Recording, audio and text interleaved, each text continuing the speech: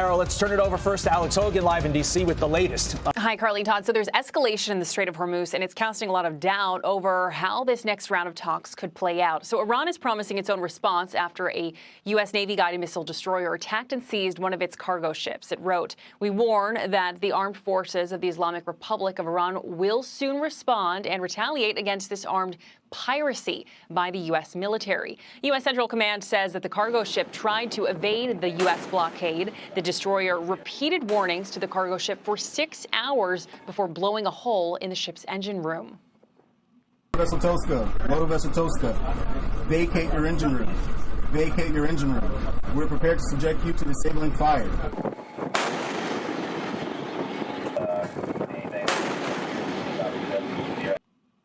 Marines then boarding that ship by helicopter in what is the first interception since the U.S. began its naval blockade of the Strait last week. President Donald Trump says that U.S. negotiators led by Vice President J.D. Vance will travel to Pakistan today for a new round of talks. On Truth Social, he wrote the following: "We're offering a very fair and reasonable deal, and I hope they take it, because if they don't, the United States is going to knock out every single power plant, every single bridge in Iran. No more Mr. Nice Guy. It's time for the Iran killing machine to end." Now, as far as what the Iranians are saying, there's been no official response from Iran on these talks. Iranian state media, however, are issuing suggestions that Iran might not participate in these negotiations.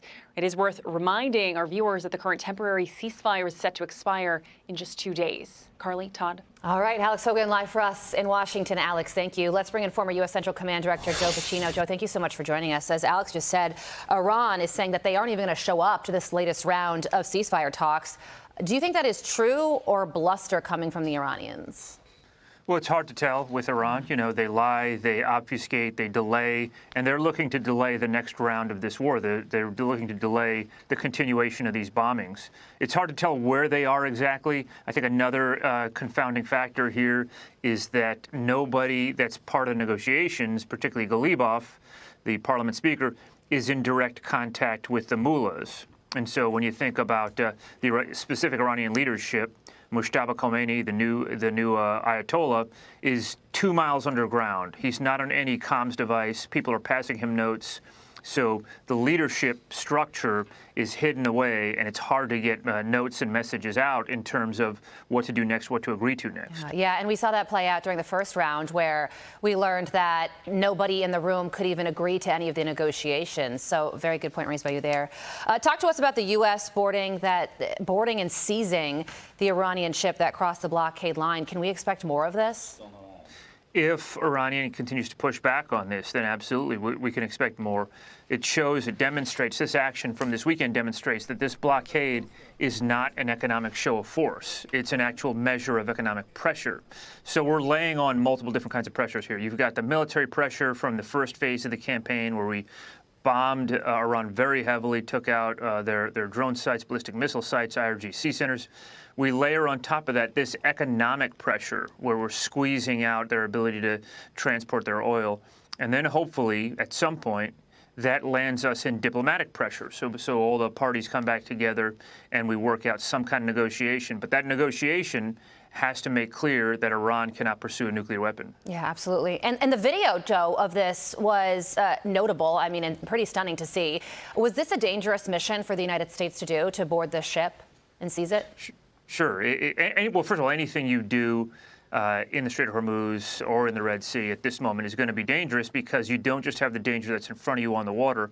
You've got dangers from the coastal batteries. You've got dangers from drones and missiles that we really haven't seen Iran activate yet, firing off the coastal batteries into the sea.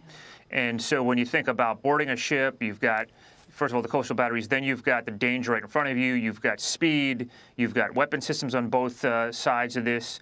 You've got the IRGC involved. You've got transport from sea to sea. So it's a very complex mission. Of course, we have, as President Trump has been saying, and Secretary Hegseth has been saying, we have just the greatest men and women, most capable in the world, that are running these operations, and we should be thankful for that. And the president posted on Truth Social that if Iran doesn't agree to the U.S. proposal, the U.S. is going to knock out every single power plant, every single bridge in Iran. He wrote he would blow up everything. And this is something that, when it comes to the bridges and the power plants, he's threatened before, of course, been hesitant to do. What are the pros and cons of a move like this? The pros are that you would knock out Iran's ability to fund the war machine, and you would blind Iran effectively in terms of their ability to continue to fight back or organize any kind of military response. The con is you could turn the population there against us. And, we're in there, presumably, at least initially, to support the protest movement. And most of that country, the overwhelming majority, hates the Iranian regime, this incredibly impressive, violent regime. And so I think going in there and knocking out the infrastructure for the people that are turning against the regime and have been protesting, I think that carries a lot of risk. And finally, can you imagine a world in which Iran actually does give up its nuclear ambitions? No.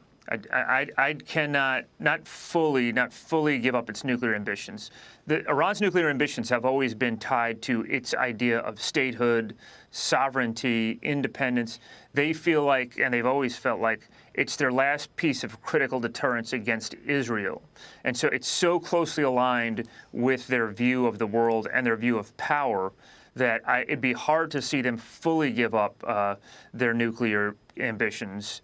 Unless the nuclear capability is knocked out, which is something that we've warned and hedged against. Yeah, or unless there is real and true regime change that maybe the Iranian people can eventually be a part of much down the road. Another element of this, and we do have to leave it here, is that Hezbollah just announced that it attacked Israeli forces in southern Lebanon while this 10-day ceasefire is in effect. So we're going to be watching how that one unfolds as well. Joe Bacino, former U.S. Central Command Director, we thank you so much for your expertise and your time as always. Be sure to like and subscribe for all the Fox News latest on YouTube and catch full shows streaming now on Fox One.